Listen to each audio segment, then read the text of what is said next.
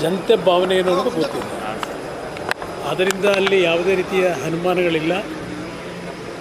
ಜನತಾದಳದ NDA ಅಭ್ಯರ್ಥಿ ಗೆಲ್ತಾರೆ. ಮಹಾರಾಷ್ಟ್ರ ಆ ಕಡೆನೂ ಕೂಡ ಎಕ್ಸಿಟ್ ಪೋಲಲ್ಲಿ NDAಗೆ ಬಹುಮತ ಅಂತ ಬರ್ತಾರೆ.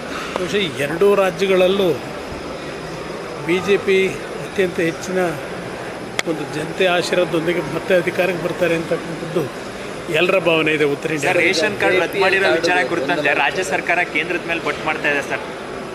ಕೆಲವೊಂದು ಮಾನದಂಡಗಳ ಆಧಾರದ ಮೇಲೆ ಕ್ರೈಟೀರಿಯಾ ಕೊಟ್ಟಿದೆ, ಆ ಆಧಾರದ ನಾವು ಪಾಲನೆ ಮಾಡ್ತಾ ಇದ್ದೀವಿ ಅಂತ ಹೇಳ್ತಾ ಇದ್ದಾರೆ ಸರ್. ಅದು ಇವತ್ತು ಬಂದಂಥ ವರದಿಯ ಆಧಾರದ ಮೇಲೆ ಹೇಳ್ತಾ ಇದ್ದಾರೆ.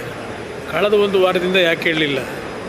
ಕರ್ನಾಟಕದಲ್ಲಿ ಈ ವಿಷಯದಲ್ಲಿ ಸರ್ಕಾರ ತೆಗೆದುಕೊಂಡಂಥ ನಿಲುವುಗಳೇನಿದೆ ಅದರ ಮೇಲೆ ಜನತೆಯ ಒಂದು ಪ್ರತಿಕ್ರಿಯೆಗಳೇನು ಬಂತು ಕಳೆದ 2-3 ದಿವಸಗಳು, ಅದು ಉತ್ತರ ಕೊಡಲಿಕ್ಕೆ ಆಗದೇ ಇರತಕ್ಕಂಥ ಪರಿಸ್ಥಿತಿ ಬಂತು.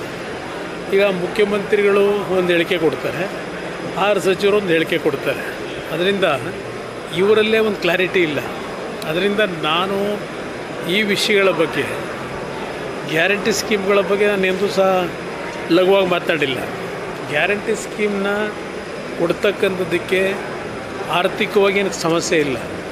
ಸರ್ಕಾರ ಹಲವಾರು ರೀತಿ ತೆರಿಗೆಗಳ ರೂಪದಲ್ಲಿ ಸರ್ಕಾರದ ಖಜಾನೆ ತುಂಬಿಸ್ಕೊಂಡಿದ್ದಾರೆ.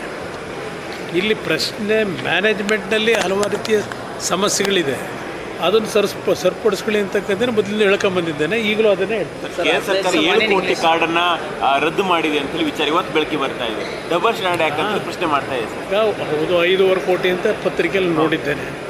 ಅದು ಕೆಲವು ಗೈಡ್ಲೈನ್ಸ್ಗಳಲ್ಲಿ ಅವರು ಏನು ಹೇಳಿದ್ದಾರೆ, ಕೇಂದ್ರ ಸರ್ಕಾರ ಹೇಳಿರ್ತಕ್ಕಂಥದ್ದು ಈಗ ಇತ್ತೀಚೆಗೆ ಏನು ಈಗ ನಮ್ಮ ಕೆಲವು ಆಧಾರ್ ಕಾರ್ಡನ್ನು ಲಿಂಕ್ ಮಾಡಿರ್ತಕ್ಕಂಥದ್ದೇನಿದೆ ಅದರಿಂದ ಕೆಲವು ಜಿನೇನಿಟಿ ಏನಿದೆ ಅನ್ನೋದು ಗೊತ್ತಾಗ್ತಿದೆ. ಅದರ ಆಧಾರದ ಮೇಲೆ ಕೆಲವು ತೀರ್ಮಾನಗಳಾಗಿರ್ಬೋದು. ಅದು ಮುಂದೆ ನೋಡೋಣ ಏನೇನು ಪ್ರೋಸೆಸ್ ಆಗುತ್ತೆ ಅನ್ನೋದು.